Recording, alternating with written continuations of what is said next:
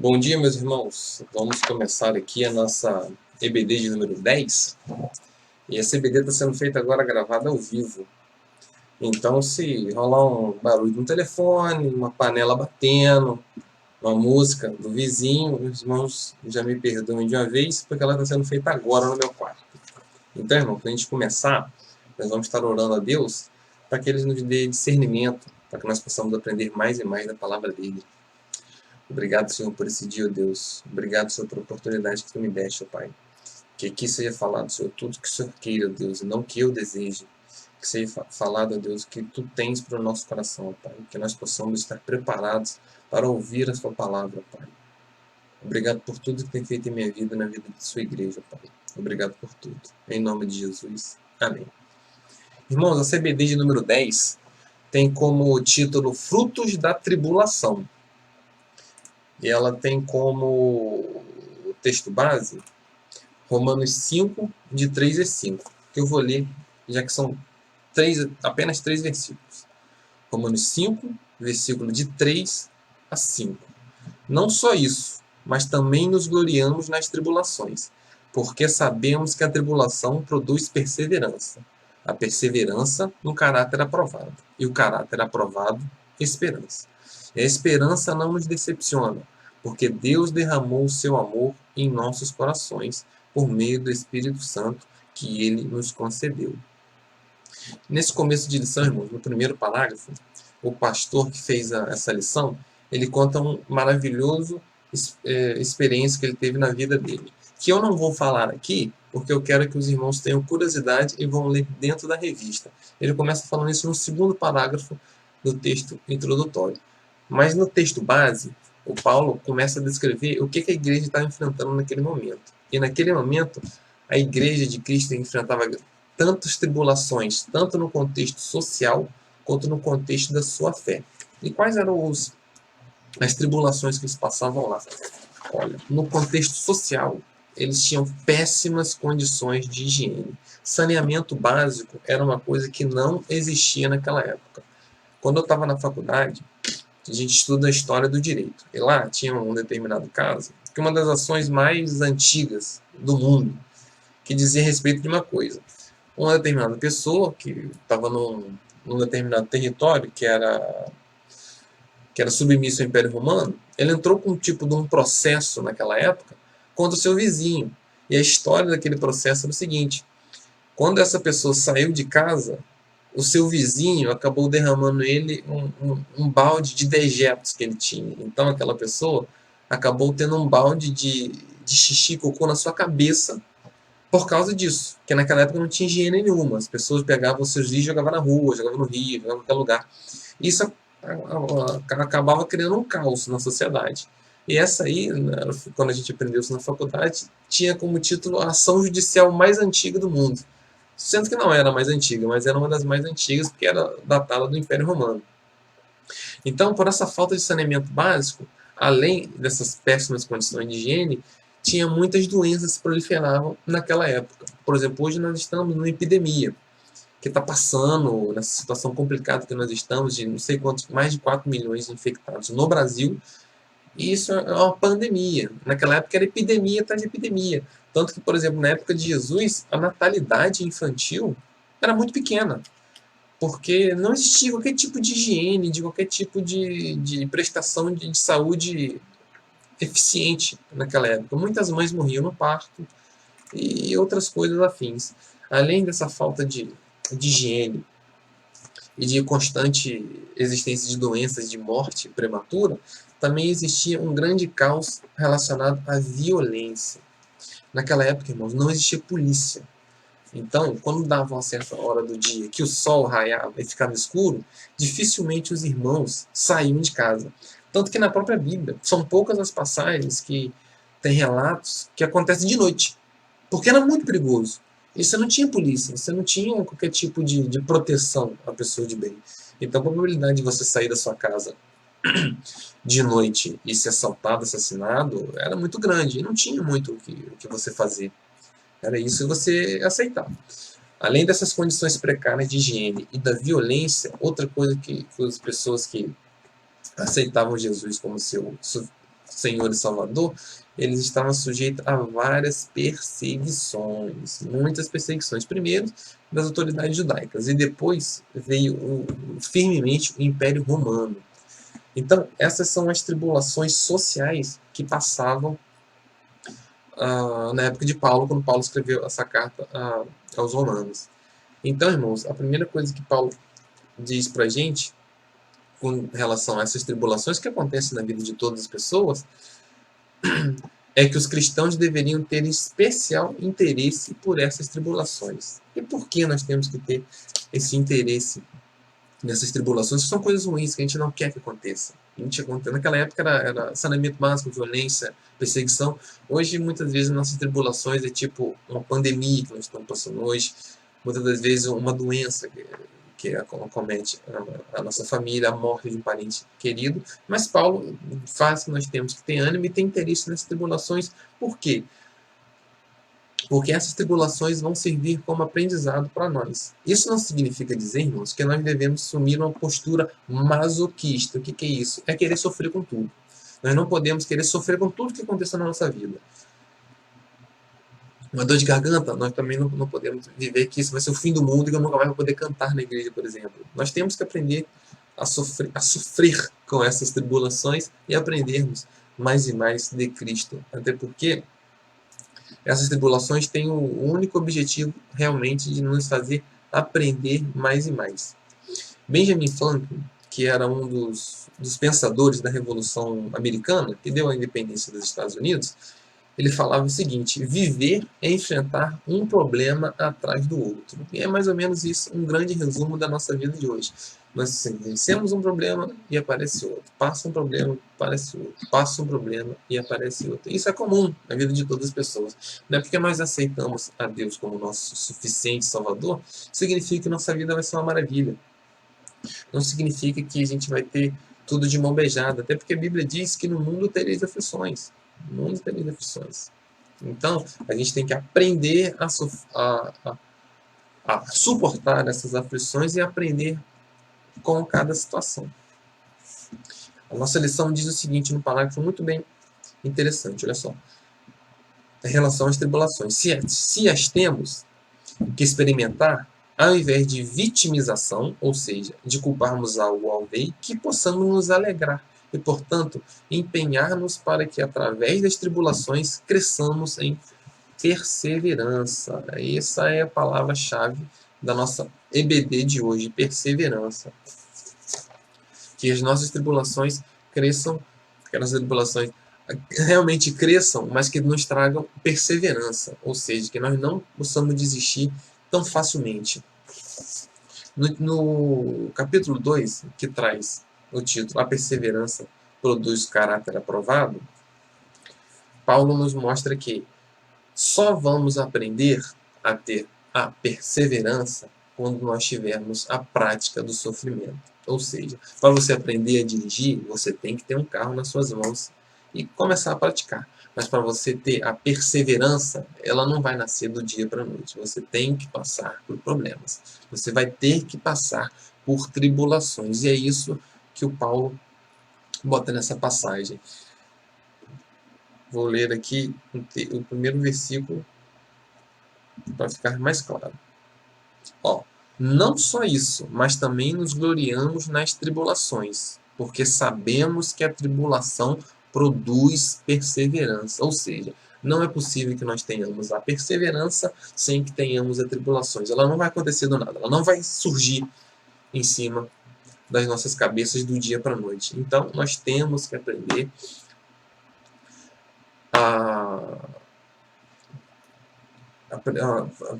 tirar aprendizados das nossas tribulações. Essa pandemia, por exemplo, é uma grande tribulação que nós temos que tirar grande aprendizado. Por exemplo, hoje nós estamos aqui ao vivo no computador fazendo essa transmissão. Há um tempo atrás, por exemplo, há um ano atrás, nós nunca imaginávamos isso. Nós imaginávamos de estar lá no nosso culto, no nosso templo, adorando a Deus. Só que hoje nós estamos numa situação completamente diferente. Nós tivemos que aprender com essa pandemia. Por exemplo, eu na minha profissão, eu estou acostumado a ir no fórum fazer audiência na frente do juiz. Mas não, hoje é a mesma coisa nessa lição, é sentado na frente do computador olhando para uma câmera. Ou nós tivemos que aprender com isso. Então a mesma coisa, na vida do cristão não é diferente. Nós temos que aprender com as nossas tribulações. Só aprendemos sobre perseverança por meio de seu exercício prático. A perseverança de que trata o apóstolo Paulo significa um tipo de paciência que nos faz triunfar. Hoje, uma coisa muito complicada de ter é paciência. Hoje é tudo muito prático, hoje é tudo na hora. Hoje você está com a fome, você pega o seu celular, manda uma mensagem por aplicativo e a sua comida chega em casa.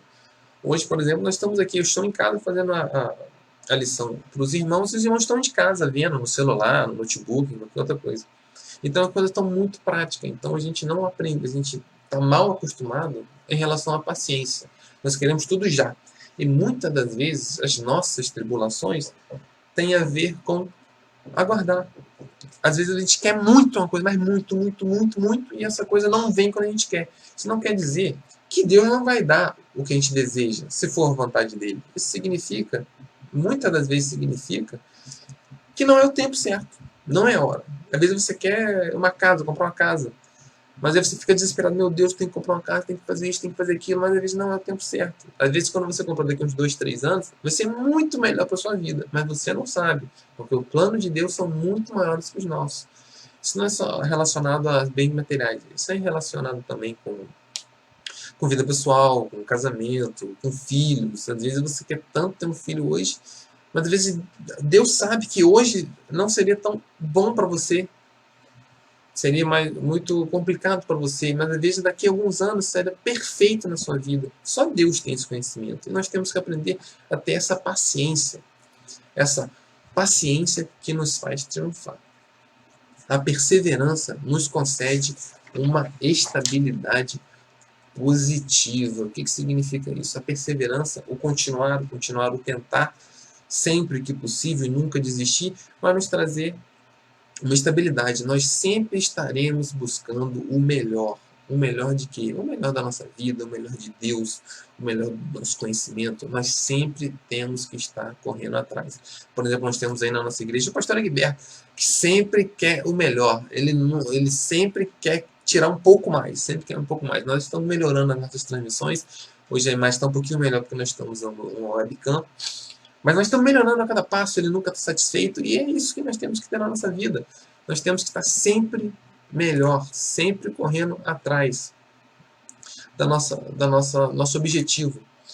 E sempre desejando o melhor de Deus para a nossa vida, sempre desejando o melhor nosso para Deus, nunca dar o mínimo, nós temos que dar o nosso melhor.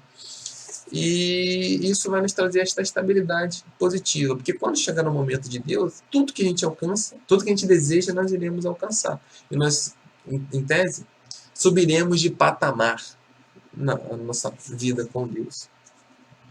Uma vez que as tribulações são inevitáveis, precisamos suportá-las. O que significa isso, irmão?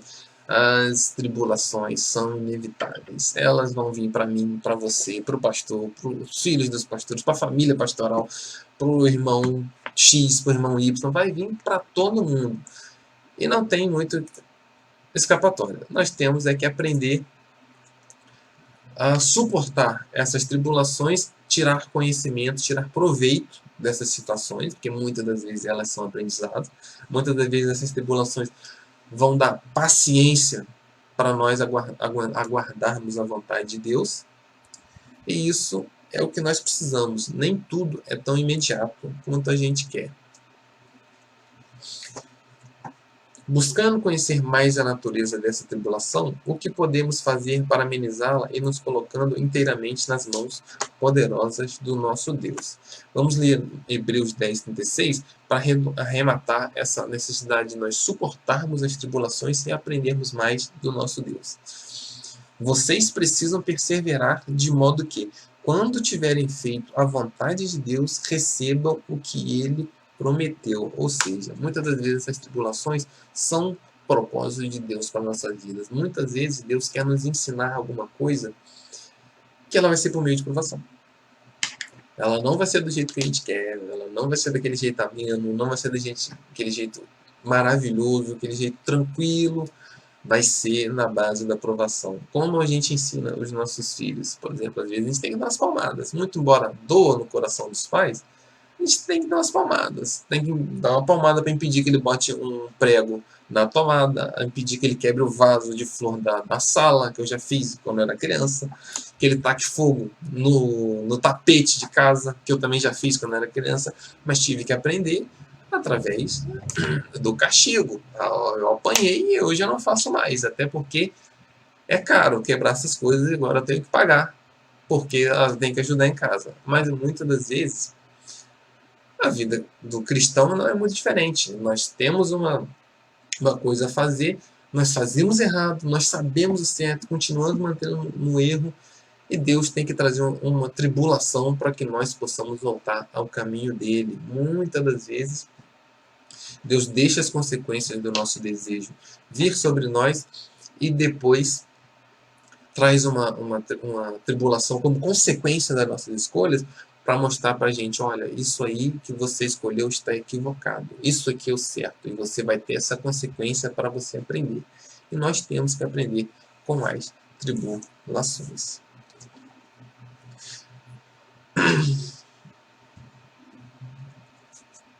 No tópico 3, que tem como título Caráter Aprovado Produz Esperança, no primeiro parágrafo diz o seguinte: na discografia de um dos grupos mais conhecidos de todo o Brasil batista, o grupo Logos, encontramos uma bela canção chamada Espinhos. A certa altura, a letra diz: Senhor, se estou por ti sendo provado, eu quero ser aprovado agora. Essa afirmação nos lembra que a aprovação é o resultado da aprovação. Ou seja, irmãos, como a gente dá uma olhadinha no texto bíblico como um todo, nós temos alguns passos a ser seguidos, que é o primeiro, tribulação, que é a dificuldade na nossa vida. O problema que vai acontecer para todos, é para todos e ninguém vai escapar disso. Até Jesus teve tribulação, irmãos. Além da tribulação, nós temos que ter um segundo passo, que é a perseverança. É não desistir de qualquer coisa, desistir rápido. Temos que lutar pelo que queremos e temos que aprender com as tribulações que Deus botou na nossa vida. Além da tribulação e da perseverança, temos o terceiro fato, que é o caráter aprovado. Depois de passarmos por a tribulação, de termos a perseverança e aprendermos com essa tribulação da nossa vida, nós teremos um caráter aprovado e isso, em consequência, trará esperança. Quando o apóstolo Paulo escreve à igreja de Roma, lembra-os, assim como também a nós, que as tribulações são um elemento fundamental para que a perseverança nos leve à vitória. Na linguagem por ele utilizada, o caráter aprovado. Do contrário, as tribulações só servirão para nos fazer sofrer. Ou seja, todas as tribulações que Deus dá para nós têm uma razão de ser, tem um aprendizado por trás. Deus não dá tribulação só para que nós possamos sofrer. Deus não é esse tipo de Deus. Deus é o Deus amoroso, carinhoso e que sempre quer o melhor de nós. E Ele não traz dificuldades para a nossa vida tão somente para que nós soframos, e sim para que nós possamos aprender. Ao enfrentarmos as pesadas lutas que a vida nos impõe, com a devida perseverança, isto é, paciência triunfadora, temos a oportunidade de nos tornarmos mais puros, melhores e ainda aproximarmos de Deus.